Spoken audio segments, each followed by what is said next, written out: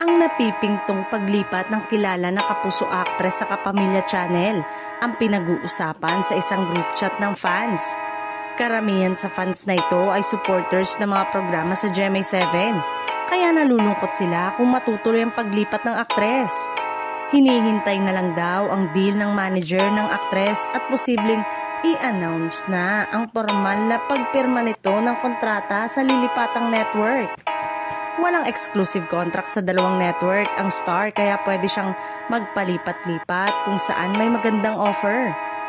Nagustuhan daw nila ang inilatag ng mga programang gagawin nito sa Kapamilya Channel. Makakasama umano nito ang mga bigating celebrity na hindi pa niya nakatrabaho noon, kaya maaaring isa ito sa mga dahilan kaya siya lilipat.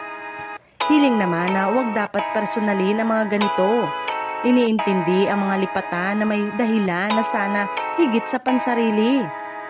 Unang kumalat ang balita ng maispatan nito na kasama ang mga kapamilya executive.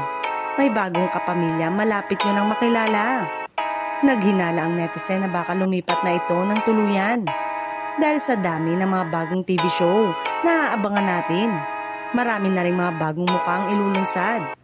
Ang bongga nga ng star na ang daming promising new faces ang ipakikilala.